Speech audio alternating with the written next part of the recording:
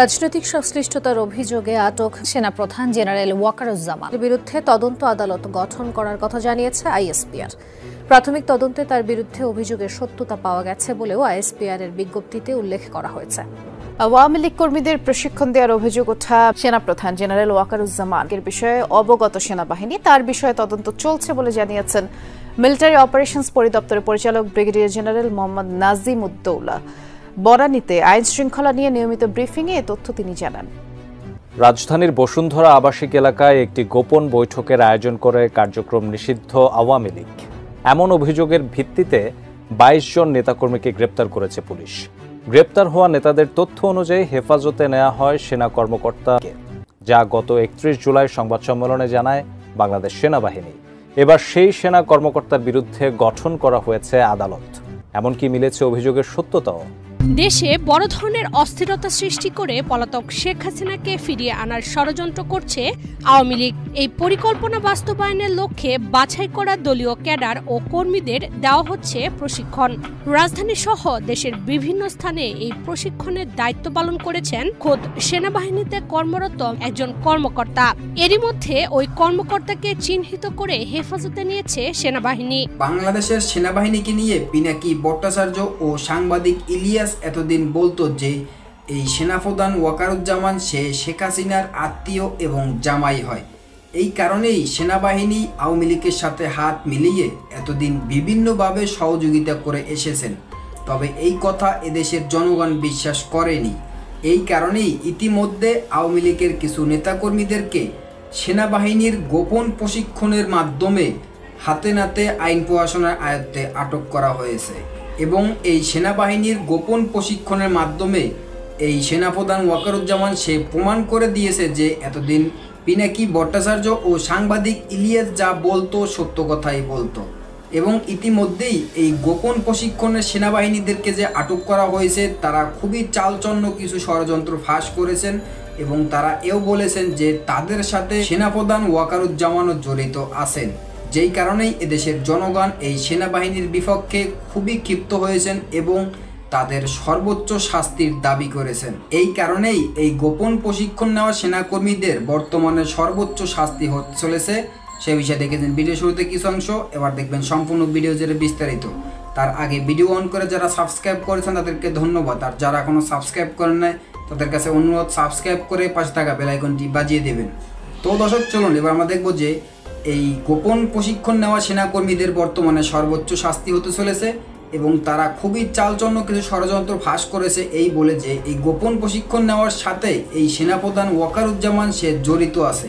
এবং এর পূর্বে একটু দেখব যে এই গোপন প্রশিক্ষণ নেওয়া সেনাকর্মীদের মূল প্ল্যানটা কি ছিল এবং তার সাথে কারা কারা জড়িত ছিল। এই বিষয়টা দেখে তারপর ওই বিষয়টা দেখবো। ধৈর্য ধরে একটা লাইক দিয়ে সম্পূর্ণ ভিডিও না টেনে দেখতে থাকুন। নাশকতা চালানোর জন্য কর্মশালার নামে নিষিদ্ধ আওয়ামী লীগ ও ছাত্রলীগের ৪০০ ক্যাডারকে প্রশিক্ষণ দেওয়ার ষড়যন্ত্রের ঘটনায় ১৬ জনকে গ্রেফতার করেছে আইনশৃঙ্খলা রক্ষাকারী বাহিনী। সরকার উৎখাতে আওয়ামী নাশকতার ছক অনুযায়ী এর আগেও রাজধানীর অন্তত ৪টি স্থানে প্রশিক্ষণ দেওয়া হয়। এর মধ্যে সুরক্ষিত একটি স্থানেও প্রশিক্ষণ দেওয়া হয় বাছাই করা ক্যাডারদের। সব মিলে এ পর্যন্ত প্রায় ২৫০০ জনকে প্রশিক্ষণের আওতায় আনা হয়েছে। চাকরিরত একজন মেজর এ পর্যন্ত হওয়া প্রশিক্ষণগুলোর সমন্বয় করেছেন। এসব প্রশিক্ষণে সার্বিক সহযোগিতা করেছেন বরগুনার যুবলীগ নেতা সোহেল রানা, গোপালগঞ্জের আওয়ামী লীগ নেত্রী শামীমা নাসরিন শম্পা এবং মেহেরপুরের যুবলীগ আহ্বায়ক মাহফুজুর রহমান রিটন। কলকাতার সল্টলেকের বাসায় বসে সরাসরি ঢাকার এসব প্রশিক্ষণ সহ সার্বিকভাবে সরকার উৎখাতের পরিকল্পনার বিষয়টি তত্ত্বাবধান করছেন আওয়ামী লীগের ক্ষমতাচ্যুত স্বরাষ্ট্রমন্ত্রী আসাদুজ্জামান খান কামাল। তাকে সহযোগিতা করার জন্য তার সল্টলেকের বাসায় অবস্থান করছেন ডিএমপির পলাতক সাবেক কমিশনার হাবিবুর রহমান সহ কয়েকজন আওয়ামী লীগ নেতা ও পুলিশের সাবেক কর্মকর্তা। অন্যদিকে দিল্লিতে অবস্থান করা পলাতক অতিরিক্ত আইজিপি ও এসবির সাবেক প্রধান মনিরুল ইসলাম এবং ডিজিএফআই এর সাবেক প্রধান পলাতক লেফটেন্যান্ট জেনারেল মুজিবুর রহমান ভারতীয় গোয়েন্দা সংস্থা র এর নির্দেশনায় তাদের কৌশলগত সাপোর্ট দিচ্ছেন। গত 28 জুলাই আমার দেশ এ দেশজুড়ে আওয়ামী নাশকতার ছক শিরোনামে সংবাদ প্রকাশিত হয়। ওই সংবাদে সরকার ও দেশবিরোধী আওয়ামী নাশকতার পরিকল্পনা ফাঁস করা হয়। ওই সংবাদে গত 8 জুলাই বসুন্ধরা আবাসিক এলাকার একটি কনভেনশন হলে প্রশিক্ষণ দেওয়ার কথা তুলে ধরা হয়। নিরাপত্তা সংশ্লিষ্ট সূত্রে জানা গেছে, ইতোমধ্যে মেজর সাদেককে নিরাপত্তা বাহিনীর হেফাজতে নেওয়া হয়েছে। বসুন্ধরা ষড়যন্ত্রে এ পর্যন্ত 16 জনকে গ্রেফতার করেছে আইনশৃঙ্খলা রক্ষাকারী বাহিনী। বিভিন্ন সংস্থা এ বিষয়ে সমন্বিতভাবে কাজ করছে। রাজধানীতে এ পর্যন্ত হওয়া গোপন প্রশিক্ষণে অংশ নেওয়া প্রায় সবাইকে চিহ্নিত করেছে গোয়েন্দা সংস্থাগুলো। এছাড়া অর্থের যোগানদাতা হিসেবে একাধিক ব্যবসায়ীর গতিবিধি পর্যবেক্ষণ করা হচ্ছে। নজরদারিতে রাখা হয়েছে তাদের। আইনশৃঙ্খলা রক্ষাকারী বাহিনী সূত্রে জানা গেছে, গত 12 জুলাই উত্তরা পশ্চিম থানা এলাকার 11 নম্বর সেক্টরের 18 নম্বর রোডের 83 নম্বর বাসা থেকে যুবলীগ নেতা সোহেল রানাকে গ্রেপ্তার করে ভাটারা থানা পুলিশ। শামীমা নাসরিন শম্পাকে একই সেক্টরের 10B রোডের 10 নম্বর বাসা থেকে গ্রেপ্তার করা হয়। শম্পার স্বামী স্বাস্থ্য অধিদপ্তরের ঊর্ধ্বতন কর্মকর্তা। সোহেল রানা ও শম্পাকে মুখোমুখি জিজ্ঞাসাবাদ করে তথ্য যাচাই করা হয়। তাদের থেকে পাওয়া তথ্য অনুযায়ী মেজর সাদেককে হেফাজতে নেওয়া হয়। নিরাপত্তা সংশ্লিষ্ট সূত্রে জানা গেছে, মেজর সাদেকের সঙ্গে হাসিনা পুত্র সজীব ওয়াজেদ জয়ের যোগাযোগ এবং জয়ের নির্দেশেই তিনি ঢাকা শহরে আওয়ামী লীগ কর্মীদের সংগঠিত করছেন বলে যে তথ্য বেরিয়েছে তাও যাচাই করা হচ্ছে। বিমানবন্দর ও শাহবাগ দখল করে 3 থেকে 4 লাখ আওয়ামী নেতাকর্মীর সমাগম ঘটিয়ে সরকার উৎখাতের ষড়যন্ত্রের বিষয়ে জিজ্ঞাসাবাদ করা হচ্ছে। ইতোমধ্যে গ্রেপ্তার মেজর সাদেক, বরগুনার যুবলীগ নেতা সোহেল রানা, গোপালগঞ্জের আওয়ামী লীগ নেত্রী শামীমা নাসরিন শম্পা, মেহেরপুরের যুবলীগ আহ্বায়ক মাহফুজুর রহমান রিটনকে মুখোমুখি জিজ্ঞাসাবাদ করার পরিকল্পনাও রয়েছে নিরাপত্তা সংস্থাগুলোর। নিরাপত্তা বাহিনীর কর্মরত অফিসারদের মধ্যে আরও কেউ জড়িত কিনা তা বের করার চেষ্টা করা হচ্ছে। তবে মেজর সাদেকের মোবাইল ফোন জব্দ করা যায়নি। কী কারণে তার মোবাইল ফোন এবং ল্যাপটপ জব্দ করা যায়নি তা খুঁজে বের করতে সরকারের উচ্চ পর্যায় থেকে নির্দেশনা দেওয়া হয়েছে। এ বিষয়ে সশস্ত্র বাহিনীর সহযোগিতা নেওয়ার কথা বলা হয়েছে। সার্বিকভাবে আওয়ামী নীল নকশার বিষয়ে প্রতিনিয়ত সরকারের উচ্চ পর্যায়ে আপডেট দেওয়া হচ্ছে।